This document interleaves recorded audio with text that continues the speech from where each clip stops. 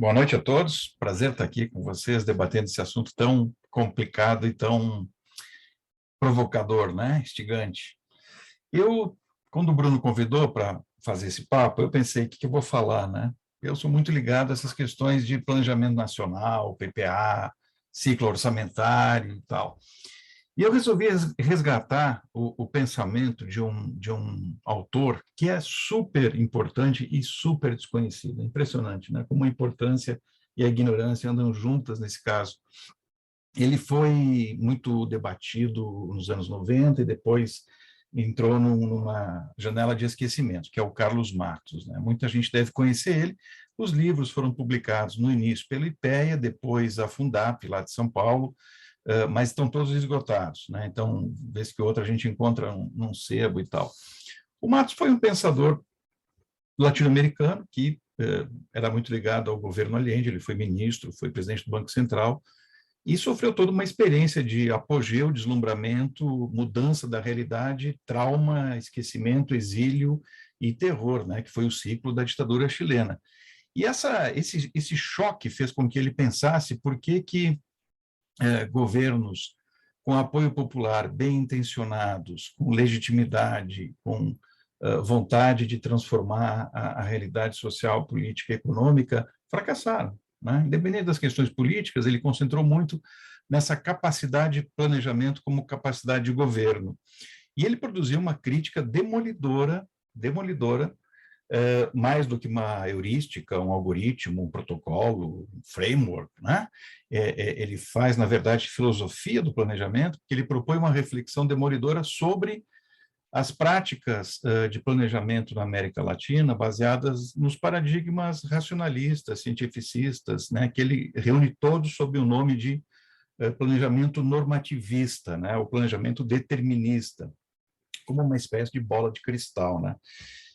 Que evidentemente não dá certo, né? Não dá certo. Ela prepara o terreno para o fracasso, para o insucesso, para a frustração e acaba minando a própria democracia, né? Porque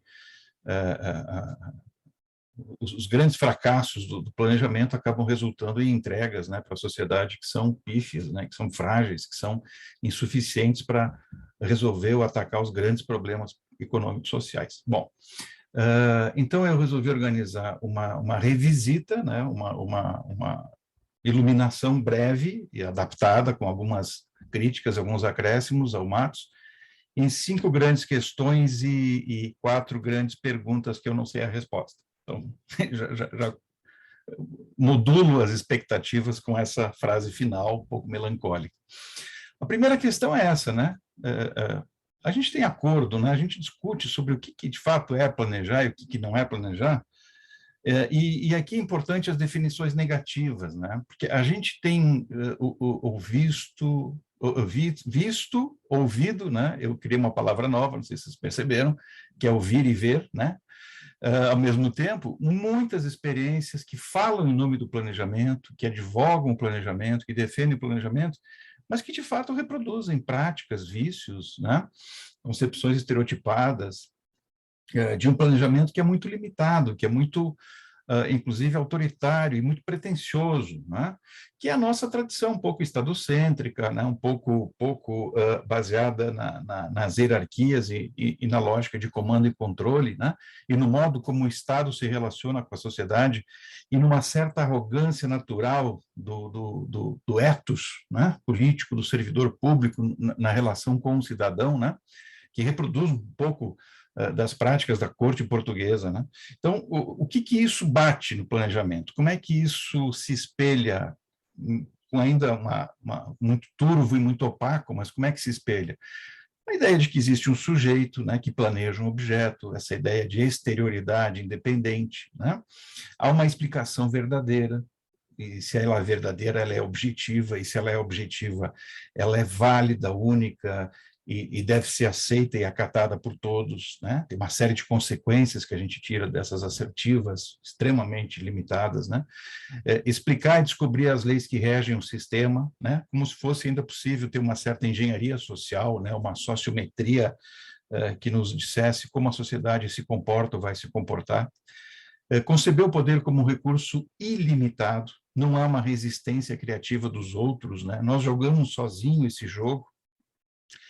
O Matos gostava muito de usar a metáfora do jogo, e é interessante, né? Porque no setor público, muitas vezes, é até um cacoete inconsciente essa ideia de que, por ter o enforcement da lei, do Estado, da regra, né? A gente acha que não precisa sequer convencer o outro do nosso argumento. A governabilidade depende da vontade, né? A ideia do voluntarismo, né? Eu sei que o sistema não funciona, que os macroprocessos são todos frágeis, que as minhas equipes são limitadas em capacidade de entrega, mas eu tenho vontade, né? E a minha vontade, como líder, como gestor, ela preenche as demais lacunas. Não, a gente cai no voluntarismo. Achar que é possível conhecer o futuro e calcular probabilidades, né? Uma ilusão de que tem um único cenário, e que é um cenário mais ou menos inercial. Afinal de contas, os padrões se repetem, o futuro tende a ser muito parecido com o passado e existem grandes limites para transformações, né? Um incrementalismo limitador.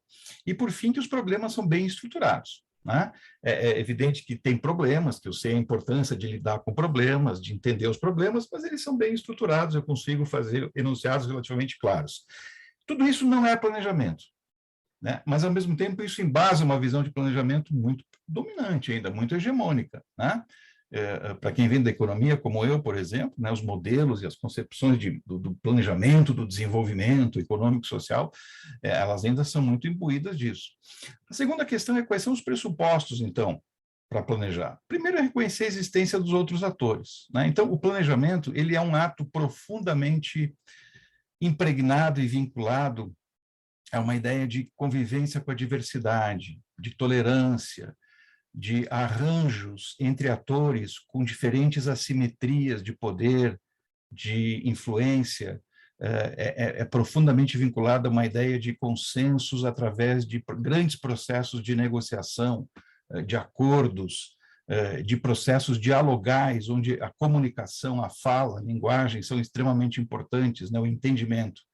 Explicar a realidade considerando outras explicações, muitas delas conflitantes, opostas, divergentes, em relação à nossa explicação, à nossa visão do problema e à nossa visão da solução. Trabalhar o plano como uma aposta, num ambiente de incerteza, com estratégias flexíveis, com gestão intensiva, e essa ideia da aposta, ela coloca bem o plano no seu lugar, de incerteza, de fragilidade, de provisoriedade, de impermanência, né? Eu acho que esses aspectos são fundamentais para a gente pensar na possibilidade, que eu não sei se é viável, de reinvenção de uma nova forma de pensar e refletir em planejamento, mais do que, né, ter uma nova metodologia, uma nova sigla, um acrônimo qualquer. Dispor de métodos para lidar com a incerteza, protocolos, né? Mas saber que a incerteza faz da improvisação e da provisoriedade sempre uma dimensão pertinente do planejamento, que não pode ser esquecida. Afinal de contas, a improvisação, ela sempre é tempestiva, ela sempre acontece no tempo certo, né? E o tempo desse planejamento não é um tempo cronológico, né? É um tempo kairológico, fazendo analogia a Cronos e Kairos, né? O Kairos da mitologia grega. Trabalhar com problemas atuais e potenciais com base analítica determinante para a compreensão da realidade, né? Quantos projetos em busca de um problema a gente lida o tempo inteiro na esplanada e nas nossas organizações, e sem entender os problemas e as suas causas e como eles se reproduzem e a sua dinâmica interna, separando o que é consequência do que são sintomas, nós não conseguimos ter lucidez, não é só clareza, é lucidez para pensar um planejamento com sentido estratégico, né, que se viabilize, que se construa dinamicamente. A terceira questão é no que consiste o planejamento como um exercício de reflexão. Porque eu acho que o fundamental do planejamento é isso. Ele tem que incomodar as pessoas, ele tem que desacomodar das suas zonas de conforto, ele tem que gerar uma inconformidade com o estado de coisas, né? As pessoas têm que se sentir convidadas e puxadas e empurradas, né, para não aceitar a situação em que vivem, né? Nenhum governo pode ser melhor do que o sistema de planejamento e gestão estratégica que mantém, que suporta, que apoia, que estimula, né? Um grande teto para a governabilidade, um grande teto para a boa governança nessa visão matusiana, o sistema de planejamento e gestão. Planeja quem governa, governa quem planeja. Quer dizer, aquela divisão clássica que vem de uma visão profundamente autoritária do modelo racional entre aqueles que pensam e dirigem e aqueles que fazem e obedecem, ela tem que ser superada, né? Nesse novo paradigma, nessas novas pistas que a gente tem que construir coletivamente para uma nova forma de pensar, o ato de gerir, formular, pensar o futuro, construir visões, e o ato de fazer tudo isso virar realidade, ele tem que ser parte de um mesmo contínuo, né? É uma reflexão sobre o tempo presente. Quando a gente reflete em planejamento, a gente pensa o presente, né? Olhando para os padrões do futuro, do passado, projetando cenários diversos, mas pensando fundamentalmente o presente. É um cálculo situacional, né? Por isso que o Matos criou o que depois no Brasil se chamou de planejamento estratégico situacional, porque ele é profundamente enraizado em uma visão contingente, que é a visão da realidade com as suas incertezas, né? Com o seu mundo VUCA, ou BINA, ou qualquer outra coisa que se invente, mas essa ideia de fragilidade, de compreensão, de impermanência, né? E também com a capacidade de sempre saber que um ponto de vista é vista de um ponto, quer dizer, que as sínteses que constroem um programa de governo, elas devem ser resultado de múltiplas determinações de atores sociais que jogam o mesmo jogo, o jogo da democracia, o jogo da economia, o jogo do país, o jogo daquele projeto específico, né? E esse amálgama que vai construir uma direção. Referem-se a problemas reais que não são resolvidos, mas dissolvidos em contextos mais amplos. Então, a gente não resolve os problemas, a gente troca problemas mais complexos por problemas mais simples, menos complexos. Problemas sempre existirão. O planejar implica em se auto-organizar para a ação. Então, essa ideia muito pragmática, né? muito terrena e muito necessária, de que o planejamento não é um livro, não é um monte de post-its numa parede. O planejamento é agir para transformar a realidade. Se ele não construir essa síntese, ele não se realiza. Uma quarta questão: quais são os limites do planejamento? Nós fazemos o que sabemos, mas nós não sabemos o que fazemos. Nós fazemos o que sabemos, mas no fundo, nós não sabemos todas as consequências e as implicações do que a gente faz.